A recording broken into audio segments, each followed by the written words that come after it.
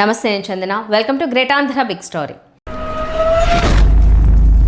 తెలుగుదేశం జనసేనల ప్రేమ కథ గురించి కొత్తగా చెప్పనక్కర్లేదు. దీనికి దశాబ్దం పై చరిత్ర ఉంది. అయితే ఈ ప్రేమ కథ రకరకాల మలుపులైతే తిరుగుతూ ఉంటుంది. అయితే ప్రేమ మాత్రం చచ్చిపోదు. 2014 ఎన్నికల ముందు జనసేన ఆవిర్భావంతోనే తెలుగుదేశం పార్టీపై మనసు పారేసుకుంది. ఆ పార్టీతో జతకట్టి నడిచింది. అయితే అప్పుడు ఈ ప్రేమ ఎంత త్యాగభరితమైనది అంటే కనీసం ఎన్నికల్లో పోటీకి సీట్లు కూడా అడగకుండానే మద్దతు ప్రకటించేంత. అయితే ఆ ఎన్నికల తర్వాత కూడా జనసేన అధినేతకు తెలుగుదేశం పార్టీ అధినేతపై ప్రేమాభిమానాలు తగ్గిపోలేదు.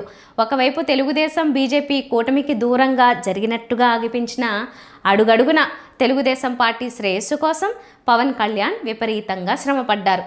నాడు ప్రభుత్వ వ్యతిరేక ఓటును చీల్చేందుకే తెలుగుదేశం పార్టీపై జనసేన వైరం ప్రకటించిందనేది ప్రముఖంగా వినిపించిన విశ్లేషణ. అలా కూడా తెలుగుదేశం పార్టీపై జనసేన ప్రేమను వ్యక్తీకరించినట్టే. ఎలాగోలా చంద్రబాబును పీఠంపై కూర్చోబెట్టేందుకు అలా జనసేన వైరం ప్రకటించి శ్రమపడింది. అయితే ఫలితం దక్కలేదు. అయితే అలాంటి ప్రేమ పనికిరాదని మళ్ళీ తెలుగుదేశం జనసేనలు జట్టు కట్టాయి. మళ్ళీ తమ ప్రణయగాథను పొత్తు రూపంలో ముందుకు సాగించాయి. అయితే ఇక్కడే చాలా మెలికలున్నాయి. మరి నిజంగానే తెలుగుదేశం పార్టీకి జనసేనపై ప్రేమాభిమానాలు గౌరవాలు ఉన్నాయా అనేది ఒక ప్రశ్న అయితే, నిజంగానే జనసేనకు తెలుగుదేశం పార్టీ నాయకత్వంపై ప్రేమాభిమానాలు ఉన్నాయా అనేది రెండో ప్రశ్నకైతే సమాధానం సులభంగానే లభిస్తుంది. నిస్సందేహంగా జనసేనకు తెలుగుదేశం పార్టీ నాయకత్వంపై గాఢమైన గౌరవాభిమానాలున్నాయి. ప్రేమకు లోటు లేదు. అందుకు పవన్ కళ్యాణ్ ప్రకటనలే సాక్ష్యం. గతంలో చంద్రబాబును పవన్ తిడితే తిట్టి ఉండొచ్చుగాక, చంద్రబాబును పవన్ కళ్యాణ్ సీరియస్గా విమర్శించింది ఎప్పుడో 2009 ఎన్నికల్లో అనుకోవాలి. ఆ తర్వాత మళ్లీ ఎప్పుడూ చంద్రబాబుపై పవన్ కళ్యాణ్ సీరియస్ అయింది లేదు. 2019 ఎన్నికల ముందు కాస్త విమర్శించినా అందులో వాడి వేడి లేదు. 1-2 సార్లు మాత్రం నా తల్లిని తిట్టించారు, నాకు పరిటాల రవి గుండు కొట్టించాడంటూ ప్రచారం చేసింది తెలుగుదేశం వాళ్లే అంటూ పవన్ కళ్యాణ్ మాట్లాడారు. అయినా వారిపై తాను అభిమానమే చూపానని, వారిని గెలిపించానని, తాను మద్దతిచ్చానంటూ కూడా పవన్ కళ్యాణ్ ప్రకటించారు. మరిప్పుడైతే చంద్రబాబును జనసేన అధినేత కీర్తిస్తూ ఉన్నట్లుగా మరెవరూ కీర్తించడం లేదు. రాబోయే ఎంతకాలమో చంద్రబాబు నాయుడే సీఎంగా ఉండాలని, ఏం జరిగినా కొట్టుకున్నా తిట్టుకున్నా కూటమి కొనసాగుతుందని పవన్ కళ్యాణ్ పదే ప్రకటిస్తూ ఉన్నారు. బహుశా ఇదే బాలకృష్ణ ధైర్యం కూడా కావచ్చు. ఏం జరిగినా కూటమి విడిపోవడం అంటూ జరగదని పవన్ కళ్యాణ్ చెబుతున్నాడు కాబట్టి చిరంజీవి గురించి ఏం మాట్లాడినా ఏం కాదు అనే ధైర్యం తెలుగుదేశం పార్టీ ఎమ్మెల్యే అయిన బాలకృష్ణకు అంతర్లీనంగా ఉండొచ్చు. అయితే ఇది కొత్తగా వచ్చిందేమీ కాదు. తెలుగుదేశం హార్డ్ కోర్ వర్గాల్లో జనసేన వర్గాలంటే ఎప్పుడూ చిన్నచూపే. స్వయంగా బాలకృష్ణే అనేకసార్లు దీన్ని చాటుకున్నారు. చిరంజీవి పార్టీని ఉద్దేశించి గతంలో బాలకృష్ణ ఏం మాట్లాడారో అందరికీ తెలిసిందే. తన పార్టీ మీటింగులకు వచ్చేవారిని అలగా జనమని బాలకృష్ణ వ్యాఖ్యానించారంటూ ఒకసారి పవన్ కళ్యాణే అన్నారు. జనసేన ఆ పార్టీ అధినేత గొప్పతనం ఏమిటంటే తెలుగుదేశం పార్టీ వర్గాలు ఎంత దారుణంగా మాట్లాడతాయో, తనను ఉద్దేశించి ఎలాంటి వ్యాఖ్యలు చేశాయో చెప్పి మరీ తెలుగుదేశం పార్టీతో స్నేహ సంబంధాలకే ప్రాధాన్యత అని చెప్పడం. ఇలా పవన్ కళ్యాణ్ పొత్తు ధర్మాన్ని ఎంత శ్లాఘించినా తక్కువే. మరి తెలుగుదేశం తీరు మాత్రం ఇలా ఉండదు. జనసేన అనేది తెలుగుదేశం పార్టీకి అప్పుడప్పుడు గుర్తుకు వచ్చే ఒక అవసరం అంతే. ప్రత్యేకించి అధికారం లేనప్పుడు.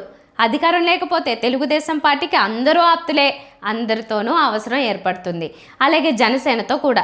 ఒకప్పుడు పవన్ కళ్యాణ్పై తనది వన్ సైడ్ లవ్ అని బాహాటంగా చెప్పుకున్నారు చంద్రబాబు నాయుడు. 2024 ఎన్నికల్లో జనసేనతో పొత్తు గురించి తెలుగుదేశం పార్టీ వీరాభిమాన వర్గం తనపై ఒత్తిడి తెస్తున్న దశలో తన ప్రయత్నాలు జరుగుతున్నట్టుగా చంద్రబాబు అలా ప్రకటించుకున్నారు. తెలుగుదేశం పార్టీ అధికారం లేని సమయంలో పవన్ కళ్యాణ్ సాయం కోసం అలా అర్రులు చాచింది. చివరకు తను అనుకున్నది సాధించింది.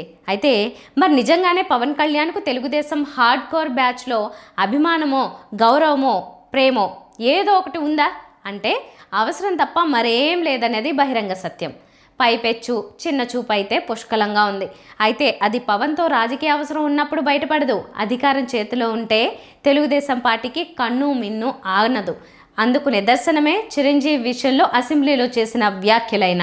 అధ్యక్ష, ఇందాక గౌరవ శాసనసభ్యులు కామినేని శ్రీనివాసరావు మాడుతూ అప్పుడు అందరు ఇండస్ట్రీ కలవడానికి వెళ్ళినప్పుడు సైకో గారిని చిరంజీవి గారు గట్టిగా అడిగితే అప్పుడు ఈయన వచ్చాడంది అబద్ధం. గట్టిగా ఎవడు అడగలేదు. అక్కడ అది మీరు అన్నారు ఇందాక, ఏదో గట్టిగా అడిగితే ఈయన వచ్చాడు మళ్ళీ కలవడానికి, లేకపోతే ఏదో సినిమాటోగ్రఫీ మినిస్టర్ని కలవమన్నారు అని. ఏంటంటే అడినా అండి అవి మిగతాన్ని ఓకే, అవమానించడం ఆయన ఓకే, ఏదో ఆయన పెద్ద గట్టిగా చెప్తే ఆయన దిగి వచ్చాడంట కలవడానికి, లేకపోతే సినిమాటోగ్రఫీ మినిస్టర్ని కలవమన్నా అంట. ఇదే అదేదో గట్టిగా ఎవడు గట్టిగా అడిగితే పంపించారు లోపలికి, వచ్చాడు ఈడు కలవడానికి. ఒక్క బాలకృష్ణే కాదు, తెలుగుదేశం పార్టీ హార్డ్ కోర్ వాళ్ళంతా బాలకృష్ణులే. 2014 ఎన్నికల్లో పవన్ కళ్యాణ్ మద్దతుతోనే కదా తెలుగుదేశం గెలిచింది అని ఒక ఇంటర్వ్యూలో చింతమనేని ప్రభాకర్ను ఎవరో అడిగితే ఆయన ఎలా స్పందించారో చెప్పనక్కర్లేదు. వాళ్ళ అన్నను గెలిపించలేని పవన్ కళ్యాణ్ మమ్మల్ని గెలిపించాడా అంటూ చింతమనేని నిలదీసిన తీరు సగటు జనసేన అభిమాని గుండెల్లో గుణపం దింపేలాగానే ఉంది. అయితే జనసేన అలాంటి మాటలను భరించే తెలుగుదేశం విజయం కోసం పనిచేసింది కూడా. కూటమి రూపంలో తమది అధికారమని పవన్ కళ్యాణ్ ఇప్పుడు భావిస్తూ ఉండొచ్చు. నిజమే, పవన్ కళ్యాణ్కు ఉప ముఖ్యమంత్రి పదవి ఉంది, నాదెండ్ల మనోహర్కు మంత్రి పదవి ఉంది, జనసేనకు అసెంబ్లీలో ప్రాతినిధ్యం ఉంది. అయితే క్షేత్రస్థాయిలో జనసేన పేరు చెబితే తెలుగుదేశం ఎమ్మెల్యేలు ఎలా స్పందిస్తారనేది కదా అసలైన అధికార మర్మం. జనసేన ఎమ్మెల్యేలున్న చోట సంగతేమో కానీ మిగతా నియోజకవర్గాల్లో మాత్రం జనసేన తమది అధికార కూటమి అని చెప్పుకోవాల్సిందే తప్ప అధికారం అంటే ఎలా ఉంటుందో అక్కడ తెలుగుదేశం ఎమ్మెల్యేలు వారి కార్యకర్తలు మాత్రమే చూపిస్తారు. ఇలా రాష్ట్రంలో జనసేన ఎమ్మెల్యేలు లేని చోట్లలో జనసేన కేవలం పవన్ కళ్యాణ్ డిప్యూటీ సీఎం అని మురిసిపోవాల్సిందే తప్ప అంతకు మించిన దృశ్యమైతే మరేం లేదు. ఈ విషయం గురించే కొంతమంది జనసేన నేతలు చెబితే అలాంటి వారు నిస్సందేహంగా బయటకు వెళ్లిపోవచ్చు అని అధినాయకత్వం నుంచి బాహాటమైన స్పందనొచ్చింది. ఎవరికి నచ్చినా నచ్చకపోయినా కూటమే కొనసాగుతుంది తప్ప మరో మార్గం లేదని పవన్ కళ్యాణ్ స్పష్టం చేశారు. ఇదేదో వచ్చే ఎన్నికల విషయంలోనే కాదు, రాబోయే దశాబ్దాల విషయంలో అని పవన్ కళ్యాణ్ అనేక సార్లు స్పష్టం చేశారు. ఇదే సమయంలో గమనించదగిన అంశం ఏంటంటే ఈ మధ్య కాలంలో పదే పదే పవన్ కళ్యాణ్ దశాబ్దాల పొత్తు వ్యాఖ్యలు చేస్తున్నా తెలుగుదేశం పార్టీ నుంచి అందుకు సానుకూలమైన ప్రకటనలు రావడం లేదు. పవన్ కళ్యాణ్ లాగా పదే పదే పొత్తుల గురించి టీడీపీ మాట్లాడడం లేదు. పవన్ అన్నిసార్లు దశాబ్దాల పొత్తు అని ప్రకటించినా తెలుగుదేశం పార్టీ చిద్విలాసంగా నవ్వుతున్నట్టుగా స్పందిస్తోంది తప్ప మరో మాట మాట్లాడడం లేదు. అధికారం లేనప్పుడు తెలుగుదేశం పార్టీ పవన్ కళ్యాణ్పై తన వన్ సైడ్ లవ్ను ప్రకటించుకుంటే అధికారంలో ఉన్న కాలంలో పవన్ ప్రేమను ప్రకటించుకోవాల్సిన పరిస్థితి వచ్చినట్టుగా ఉంది. ఈ పరిస్థితికి తగ్గట్టుగానే బాలకృష్ణ అసెంబ్లీ సాక్షిగా మాట్లాడారు. ఏ తర్వాత ఇది తెలుగుదేశం జనసేన పొత్తు ప్రయాణం పరిస్థితి. విడిపోతే ఓడిపోతామనే భావన ఇరు పార్టీల్లోనూ ఉండొచ్చు. అయితే అలాంటి భావన కూడా Telugu Desam party hard core batch మనసుల్లో జనసేనపై గౌరవాభిమానాలను పెంచలేకపోవడమే ఇక్కడ గమనించదగిన అంశం. ఇది వాటి బిగ్ స్టోరీ. మరిన్ని టాపిక్స్తో కలుద్దాం. నమస్తే.